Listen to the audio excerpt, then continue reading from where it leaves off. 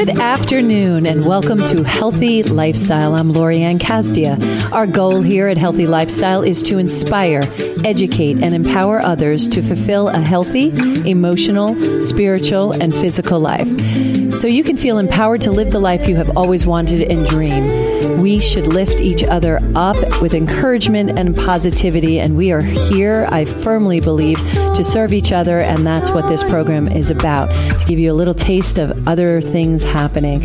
I actually have a very, very special guest on today. I'm very excited to have Karen Scutellaro on. She's a friend of mine, new friends. We had a serendipitous meeting, and we're going to talk about this, and we've become fast friends as a result, and just you are the salt of the earth, girl, and I really want to have a conversation about serendipitous meetings. So, I really believe that if you've listened to me in the past, I don't believe in coincidences. Everything happens for a reason. We may not understand why, but if you take a minute and figure it out, it's really amazing. It's awesome. And sometimes it just takes your breath away. And this meeting, Karen, and welcome to the show, Karen. Thank you. Thank you, Lorianne. This meeting was, it was fast and furious and in such a positive, wonderful way on so many levels, right? Yeah, we immediately had a girl crush on each other. Yeah, definitely. Immediate girl crush, right?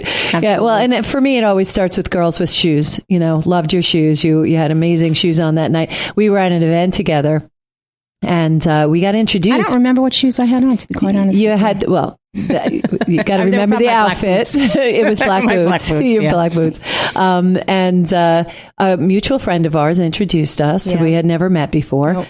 And there was just something. There was something about you that I liked. And the more I got to know you, the more I liked. You're just such a really human, really good, genuine human. And Thank you. And I love that. Then as we got to know each other, other things came about. Yeah. And tell the story. Yeah. So thanks. Yeah. So true. We were at an event, and I think, were you there alone? Mm-hmm. You were there alone. I didn't even realize that. Yeah, I had showed up. I was representing one of my clients. Right. So we were there, and I kind of took you under my wing. I'm like, come sit with us. Don't sit alone, whatever. And we started chatting. We had fun that night. We didn't so much fun. We didn't really get to know each other on this level. No, how could we? We were dancing, right? Crazy people. We were just having fun and dancing and being silly. Yeah. But we met for business purposes shortly thereafter. And right. You came to my office and the like, and we just really hit it off. The conversations that unfolded throughout the discussion, and then following the business meeting, we went to another location in my office, and we had a cup of tea or something together. Yeah, we did, and I think we were down there way longer than we should have been because the cafe closed. The cafe closed. It was like they were putting all the chairs up on the table to try and get us out of there with the doors locked. But they were trying to be very subtle. They were very, very sweet about it, but seriously, just short of telling us to get out. It was like a first date, and you're so synergized with the other person. So we uncovered so much about one another that we're so alike in so many ways, personally, professionally, personality. Yeah. I've always wanted to be a singer. You're singing a band. I've always wanted my own radio show. You have one, and as well as the spiritual and, staying away from toxic and, And things that we've gone through in our past similar, really are paralleled. I mean, our lives are very paralleled, very, very paralleled. Yeah, it's. But again, there's no coincidences. I agree with you. So I invited you out one Sunday with me and a few girlfriends at a friend's restaurant in Bayshore, and I actually this was the weekend following when the campfires started. Yeah. So I lost my home to a fire last July, and I know what it's like to lose everything, and thinking of the holiday season, and I'll step aside for one moment on the main reason, but I thought to myself, we don't need anything. Not that we have a lot, but we have everything that we need. So I said to my kids, listen, let's not. Well, I guess I can't tell the story without going. But you can go in. Go ahead. You can go in. So, So earlier this year, I lost my oldest son to fentanyl overdose. And so let's backtrack to the fire. And we lost, my children lost their brother, the baby, my granddaughter lost her uncle. And I said, you know what? Instead of spending the money that we spend on Christmas, people have lost their homes. There's other important things in life. We've all been there. Let's take the money that we would spend on the holidays. And I'd like to memorialize for my son and contribute in the name of my family to an organization called Teen Challenge. Now, before you get into that, let me just reiterate. So this year alone, you lost your house and everything that you owned. I didn't lose the photographs or any of that. I was very blessed. That was July 17. That's and none of the kids were home when it happened. So they were no all life safe. Was lost. That's good. Life was lost. That's good. You pick up, you do what you have to do. And your son, you lost your son. Yeah. To an overdose. Yes. Who had been struggling for some time. Yeah. You'd reached out and tried to get help on various ways, numerous times, numerous methodologies, numerous organizations, to hospitals, through doctors, right? Yeah. And you came upon this group called Long Island Teen Challenge. Right. Tell us about that process. So last July, actually, a week before the house fire, I knew my son was still using. He wasn't living with me. And he came to my house one day after work, and I knew he was in bad shape. So we took him to Brookhaven Memorial Hospital and tried to get him into some type of treatment. This wasn't his first bout, but we'll start with this point in time. Wasn't able to get them into Seafield or any of these other organizations. So took him there, got him, what he needed for the evening. And the next morning, I took him home with me. And the next morning I called another organization, and I had copies of the, that I printed off my company benefits channel of his insurance cards, and they wouldn't take that. They would only talk to him, which I can respect that. Sure. But they wouldn't do anything without the actual physical cards. And I'm sure that's like a HIPAA issue, but it's fine. So I'm on the phone with them as I'm driving to a meeting and carpooling with my boss, and she gets in, and she's familiar with the story. We've known each other for a long time. So when she got in the car, she's like, "What's going on?" I explained it to her, and she says, "That's so crazy." Again, serendipitous, and timing is everything. She's like, "We just met with an organization yesterday." And the name was? Long Island Teen Challenge. Huh. And she goes, "We have to call them right now and talk to them." So it didn't work with the other organization. They had to put you on hold for a second. It was red tape. There was red tape involved. You get into a conversation with your boss in her car, and she mentions this organization that she just met the day before. Yeah, see, things happen for a reason. Yeah. So we got in touch with the organization, and the process was get them out east, get my son out east for a few days to go through detox or something. They never turn anyone away. So we were able to get him to go in, and it can seem a little shocking. It's anywhere from a 9 to 14 month program. And if memory serves, I mean, in my experience, any of the rehabilitation facilities that my son was able to be enrolled in are usually just for 30 days, and you have to fight for the 30 days. It's usually 30 days. And that's about $30,000 a month. Right. And there's no, they have to work the program following, the expiry of whatever time that they've been permitted to be covered under insurance. 30 days in the facility, on inpatient, and then you have to go out and try to manage it yourself. Whereas this program, Long Island Teen Challenge, it's a 9 to 14 month program. Some people, there is some people who they don't like it because it's very militant. But again, the regiment of it is functionality of their success rate, correct? Exactly. Yeah. So go back to your story about that. You decided to sign him in. So, I can't sign him in, Oh, that's true. He has to. And again, this is for adults, 18, 19, he would have been 25 this past July. So he was 24 at the time. And he agreed to give it at least 3 months. It's very strict, no phone privileges, things of the nature where you should earn back your privileges, and it's very regimented and very disciplined. Yeah, it's not done for bad reasons. It's done but it's to give structure, continuity, and take away things that might influence them to use. Right, exactly. So Joseph went in, and shortly after he agreed to go, he spoke to the directors of the Long Island Teen Challenge and asked to be relocated to another property, which was, this particular one that he went to was up in Albany, because it was too easy for him to kind of get out and contact the people he shouldn't be contacting if he stayed here. Smart. Yeah. So he went up there and he flourished. And, but I want to just take a step back for a second. There's two things that I want to share. The first thing is this organization is funded by the organization, and I don't want to say Department of Social Services, SSI. Yeah, it's DSS. I'm not sure. Right. So they earn DSS support. Let me just qualify that is DSS as a department. They provide monies to different facilities to help provide their clientele some services that might be required. So that's part of the governmental services. That's what I meant. Yeah. Yes. Thank you for putting that intelligently, because I didn't have the language for that. No worries.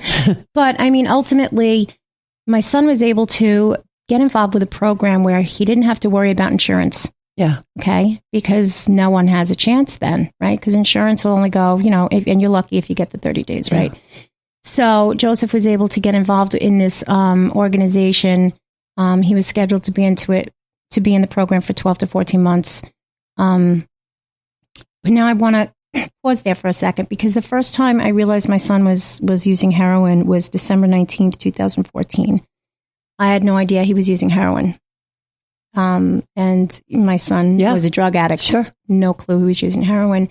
So we found him, and we were able to, he was able to come out of it, and called a location in Pennsylvania that he had been previously. And they were coming to get him now for the second time because they provided transportation. And I asked my son, this is something that's so poignant, that is the crux of the opioid crisis that we have going on. I asked him point blank, I go, Joseph, was it worth it? Was it worth all of that? And his response to me, and this is what's so chilling, was, Mom, it was like being hugged by Jesus. So let that sink in for a minute. Imagine, I can't even wrap my mind. How do you hurdle that? Yeah, I can't even imagine. It's like being hugged by Jesus. The euphoria, the joy, the bliss. Okay. So now we'll fast forward to where my son is. He's in treatment. He actually decided that he wanted to stay in the program following his graduation, and run their broadcasting, or get involved in their broadcasting, because we both understood that it's easier to continue on your path and work on your recovery if you're in a community that's supportive, in the same situation. Sure. It's very hard. So if you think that you can graduate and you have it under control, that's as soon as you say that, you know that that's a red flag, because you should never have it. It's not something. And again, if you reflect back upon, it's like being hugged by Jesus. How can you ever get over that, right? So Joseph and a group of other students had the opportunity to go down to Puerto Rico the day after Super Bowl on a mission to help after the hurricane and the like. So Joseph went down, and I saw him the day before he left, and he was supposed to be down there for a week. And I didn't hear from him the following Monday when they were returning, because they were returning back to Long Island, and then his van was going to take him back to Albany.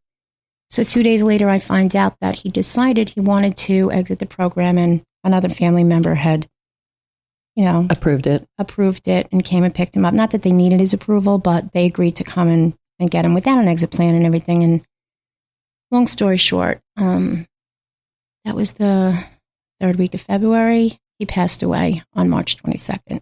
We found him the morning of March 22nd. Yeah. And apparently there was fentanyl in it. I wasn't even aware of what fentanyl was. Yeah. Shockingly, I wasn't aware, but No, it's not shocking. I mean, it's not something that we cross every day, and it's a terrible thing, and not an uncommon story. Sadly. It's sadly not an uncommon story these days. And, you talk about the fact that he said that he felt like he was being hugged by Jesus, and that euphoria and joy and bliss. If you don't have that euphoria, joy, and bliss in another methodology, this is the version to get it. And it's understandable. It's just understandable, but it's a sad state. And I can assure you that you can feel hugged by Jesus. You can get that euphoria, joy, and bliss, and go a different route. I feel like I'm being hugged by Jesus when I meditate. And when I'm going and I'm helping other people. And that's something that I've shared with many, many people, is that when you're feeling down, and if you are right now, if you're feeling bad, and if you're feeling depressed, and if you're feeling like you want that euphoria, serve someone else. Help someone else. Absolutely. Go help someone else, because when you're not focused on yourself and totally in your head, and you're serving someone else, that joy is overwhelming. That joy is addictive in Absolutely. A positive way. Yep. And that joy is the joy that we all want. That's what we're here to do. We're here to serve one another. And that's why I wanted you to come on the show to share this story. Not only do we want to continue to talk about Long Island Teen Challenge, but first, on behalf of the listeners and myself, the courage that you have by sharing the story is just astounding. And I really appreciate the trust you have in doing this. No, I think it's important to, first of all, I don't carry any shame. I'm not ashamed of my son. Well, you shouldn't be. There's no shame. But, I think maybe historically there was a stigma. I think some people have that thought. Yeah. My son, I'm sure when he was growing up, didn't say, I want to be a drug addict when I grow up, right. But I think it's important because, one of the ways that I want to be able to navigate through my mourning process and my grief is, what can I do? What can I do to make a difference or to help even one person? Yep. And I'm more than happy to share my story and highlight anything that I can to save one family from such grief. Yeah. Yeah, it's I've said it before on the show, is that from the worst tragedy becomes the greatest gain. It's unfortunate that that's how it works. I found that in my life. I'm seeing that in yours, and the great gain will be what lesson we learn from it, and if we can pay it forward by maybe helping other people avoid it. And that's what this conversation does, by letting people know there are tools out there and organizations like Long Island Teen Challenge out there who can help our young adults, our young 20-year-olds, and adults overcome this. It's not something to be shameful of. I think our society puts shame in places where it shouldn't be. We're all flawed. We all make mistakes. We all need help. And if we're looking to help other people while we're spending the time doing that, maybe less of this tragedy will happen. And when we come back, I want to share a personal story as far as levels go, and how empowerment helps. Empowerment helps a lot. And that's one of the things that this program serves for. Absolutely. It definitely provides structure. It provides guidance. It provides a system, and it empowers them to be successful. But it is a choice. Everything we do every day is a choice. We can choose to have a good day.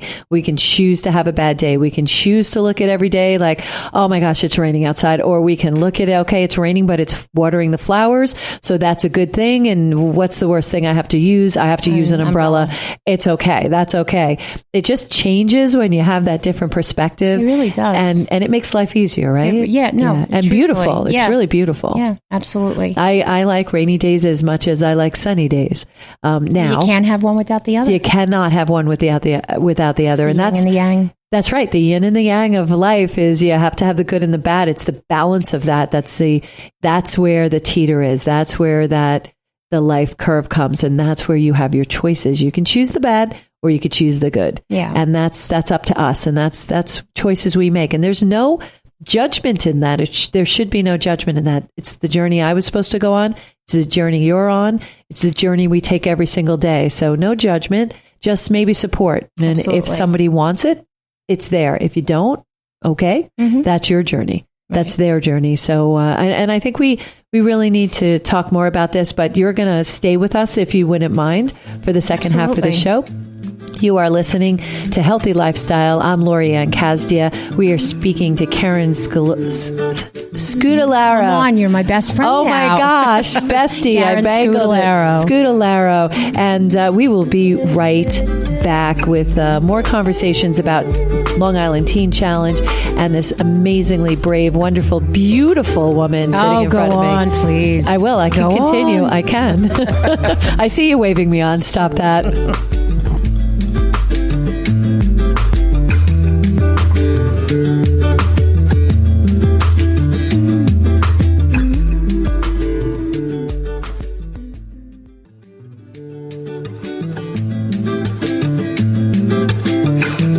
Welcome back to Healthy Lifestyle. I'm Lorianne. If you have any questions, comments, or ideas on topics you'd like to hear more about, please email us at healthylifestylewithla@gmail.com. And please follow us on social media at Healthy Lifestyle with LA. We really appreciate it when you do. And if you have any questions or you want to talk about something, feel free to email me. I will get right back to you. Always do. And thank you to all of you who have already corresponded with me.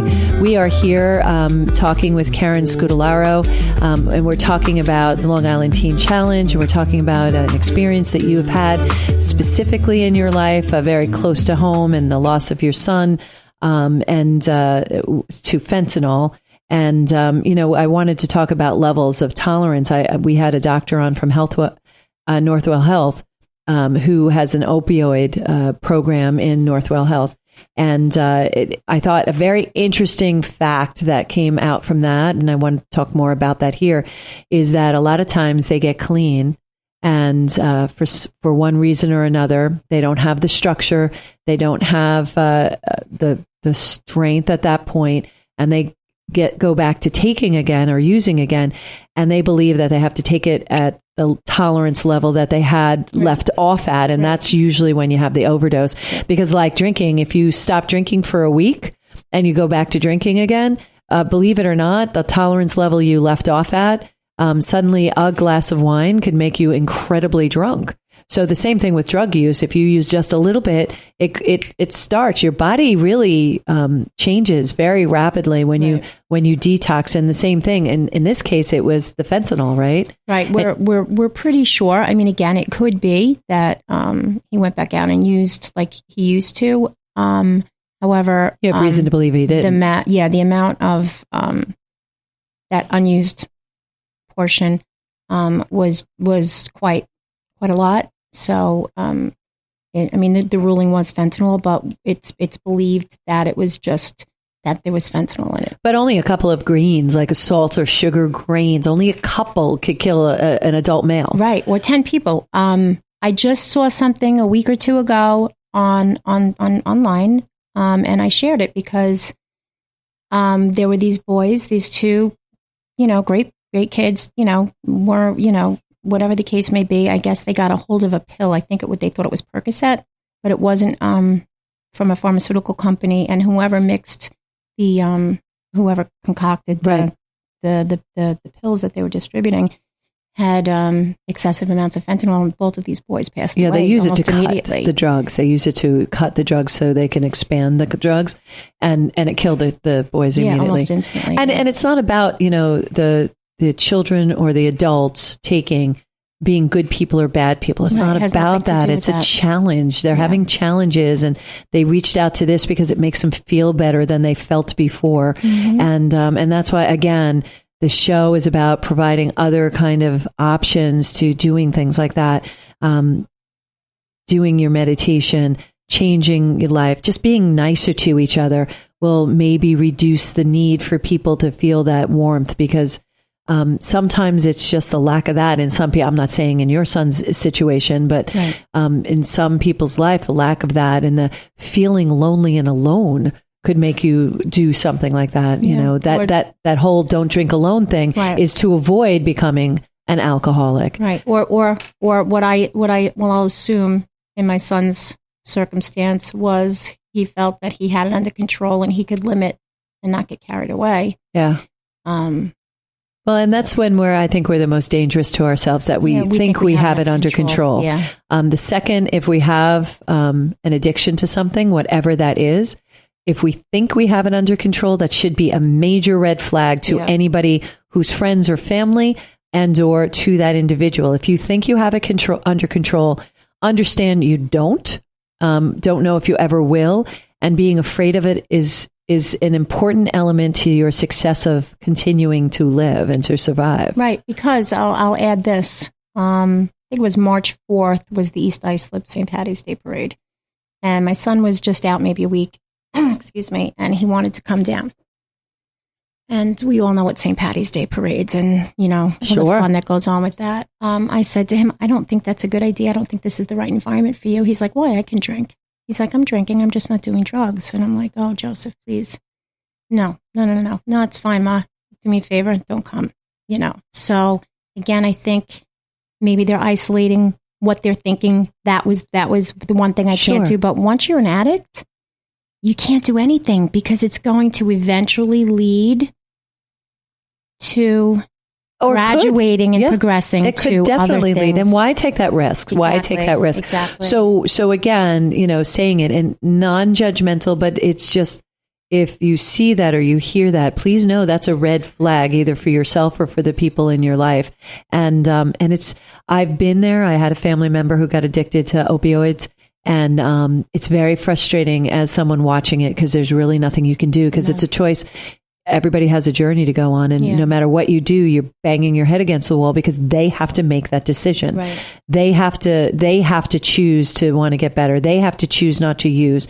They have to choose to make these really grand life choices that are different. It changes their lives substantially because it became, what do I say at the end of every show? A habit. That's their new habit. We have to change it to new, better habits like meditating, going to groups. That's why going to Alcohol Anonymous and other groups that help support you is important, to be surrounded by people who understand what you're going through. Because if you haven't been through it, you may not understand at the level that's needed by that person. Right. And we should all be supportive of people going through this. It's agonizing for the families. It's costly to the families. You lose everything in another sense. And what the struggles you've been through in 1 year and that you're still standing, I applaud you. I'm so proud of you. I embrace you. Very sweet. You're amazing. Sweet. You really are. And you used it. You're turning it around to help other people. And I adore you for that. I'm just so proud of you and honored for you to be here. I sincerely appreciate that. And I thank you. But again, I have a choice. Yep. Right. Because don't get me wrong. I would prefer to just pull the covers up over my head and disconnect permanently. Well, it's an act of. But I have a daughter, a son, a daughter-in-law, granddaughter. I have family. I have people and my friends and my community, and I can't lay down. I have to keep going. Yeah, we don't have a choice. This is part of what's helping me is I've got to do something. I mean, God definitely gave me a voice. I choose to use it for good instead of evil at this time in my life. Yes. But I mean, if there's anything I can do to raise awareness and speak or witness to other families, I'm more than happy to, because if I can help one person, then it's all worth it. Well, and that's why we're here. We are here to serve other people. And while, don't you find, because it took an act of courage and strength every day to put my foot on the floor every single day. Oh my gosh. To force myself out of bed. It's so much easier to throw the covers over my head and just stay in bed and just wallow. Absolutely. Every day was tough, but you start minute by minute, hour by hour. I was speaking to a Navy SEAL once, and he told me the story, which was inspiring, because I was like, how do you take that? The abuse that he had gone through, the toughness that you go through, forget about the training that they went through. Then you go actually into the field, and what they went through was just debilitating to me. I could hardly breathe for him. And he says, we get taught to learn a minute at a time. So he gets up in the morning and he makes his bed. And he makes sure that it's ready for him to come back. And then his next thing, all he thinks about is the next thing he has to accomplish. And that's what you do every day. The next thing, you step out of bed. Okay, first win of the day is you got up. Yeah. Next win of the day is getting ready. The next win of the day is having the coffee and getting to work and proceeding and using your voice to help other people. And again, as I started the show out with, we're here to serve. I say that all the time, and this is what I mean. While we're serving other people, we're not being introspective, and we're bigger than ourselves. We're noticing what's more important than ourselves, and that helps us get through because that's what we're here to do. Right. And that is truly helping me while I'm going through my journey to try and, I don't know that heal is ever. Well, I think it's a healing, sure. But just, to be productive and have something positive come out of such a sad, tragic experience. Yeah, I think the thing that's probably the most heartbreaking thing for me is we always sit there and go, gosh, it could have been avoided. Was it avoidable? Could we have avoided it? And in this circumstance, no, it was not avoidable. There were too many things playing into. And there are a lot of moving parts to it, but it brought you to Long Island Teen Challenge. And just to circle back to them, I mean, they get their funding, they're subsidized by the government, but a majority of their funding is fundraising, through fundraising. And they have a store, right? A furniture store? Yeah, they have a store on Price Parkway, I believe, in Farmingdale. They also have some thrift stores like Blessingdale's. So the students all work, part of what they do, I guess, not to earn their keep. I can't say this intelligently right now. Well, they're as part of the program, they have to do some work, and this is the work that they do, and it gives them part of the structure.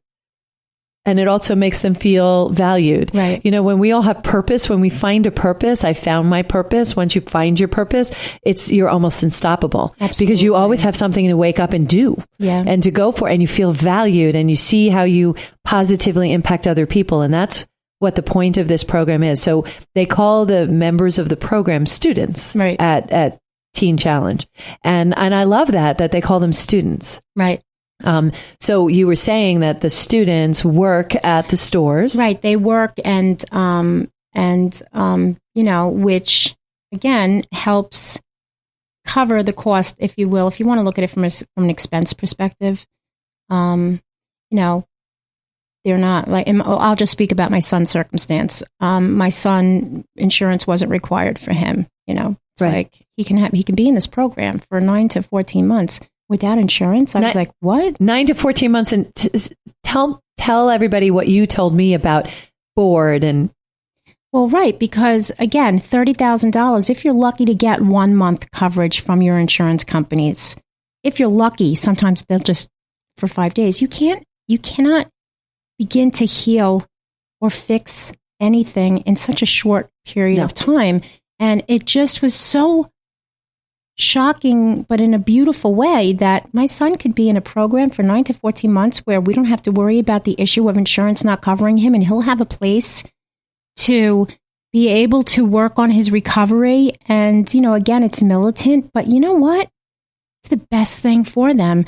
We had an opportunity the other day to take a tour of the facility, and I ran into 2 or 3 young men that went through the program with my son, and They're graduated and they're counselors there. And it was so heartwarming for me, They're helping they're paying it forward. Yep. They're working in the stores. They're helping other students. They're counseling the other students. They're counseling other students. They look amazing. They're you could see the pride when he said that he's now a counselor. When he told you that, I could see he was just so proud, and I saw you just gush with pride for him that's where they went to, and they have a chef on staff that takes care of all the food for them, and they have some of the students help them in the kitchen, and they help prepare. Everybody participates in all aspects of keeping the organization going and spreading the word. But it's like a family, gosh, a family. Those were Joseph's brothers. Yeah. They were, and he didn't want to leave.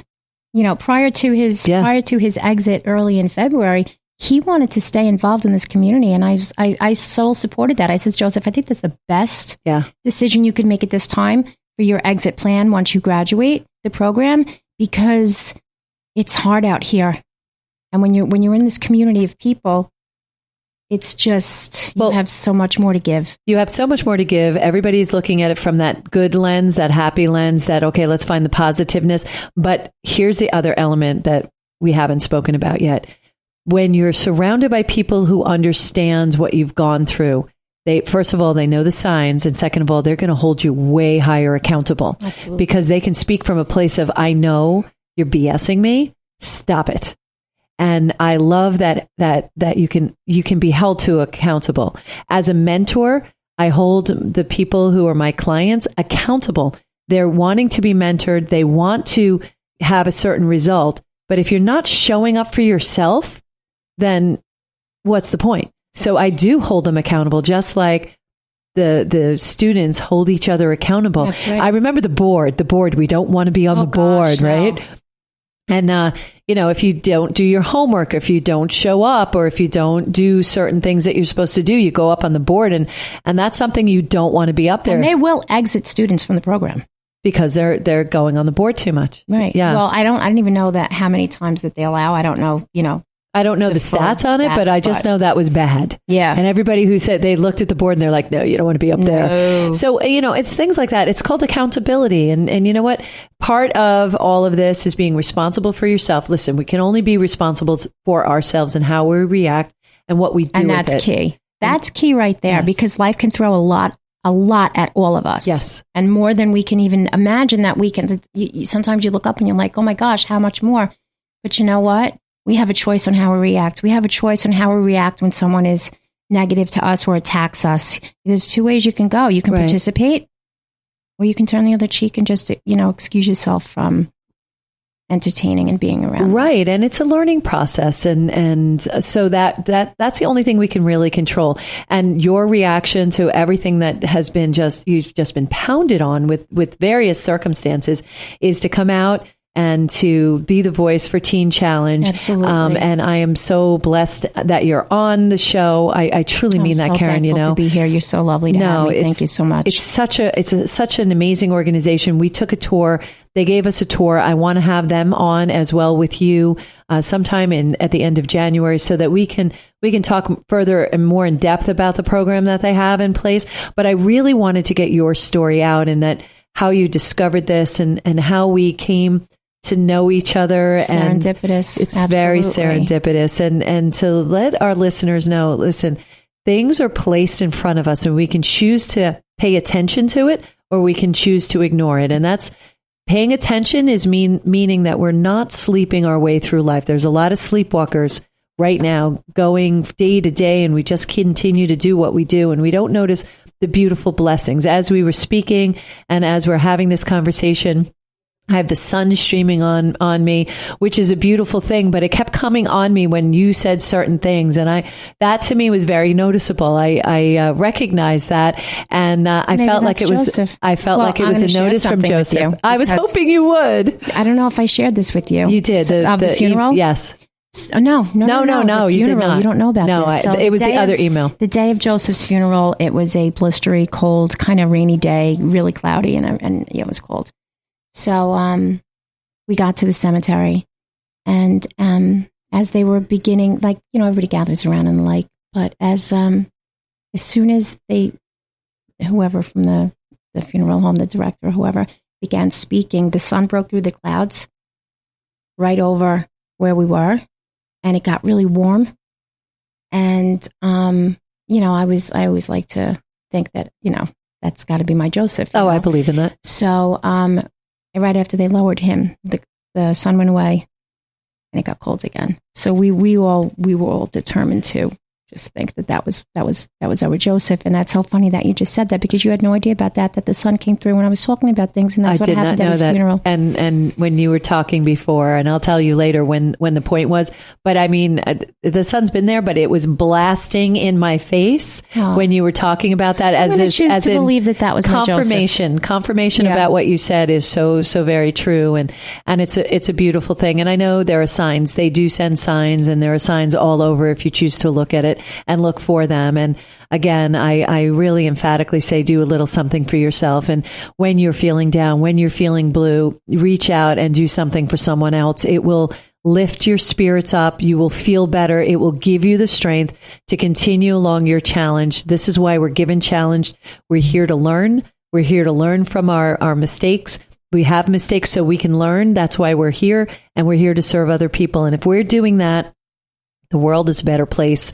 We're better people, and life is actually really amazing. And you hear people say blessed, and I have a friend of mine who goes, "Oh, if one more person says I'm blessed, I'm blessed, I'm blessed." I'm like, no, but they are, and I embrace it. Absolutely. And I look forward when I hear someone say that, because they see it, they get it, they notice it. So look for the littlest things. It's really not a big sign.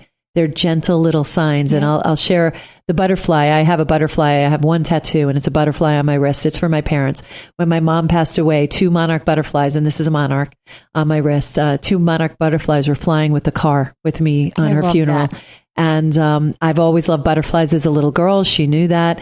My dad died many years later, and 2 monarch butterflies were flying, and every time I see butterflies, I know it's my mom and dad. Absolutely. So, Karen, thank you so much. Thank you so much. Thank you for your bravery, for your courage. I look forward to having you back. You are I would love to a strong, smart, brilliant, beautiful You're woman. Very sweet. I paid her, by the way. No, check cleared, by the way. No, kidding. Thank you all for joining us today on Healthy Lifestyle. My heart is lifted by sharing this time with you. Again, do a little something for yourself every day. Create a new habit. Create a new balance.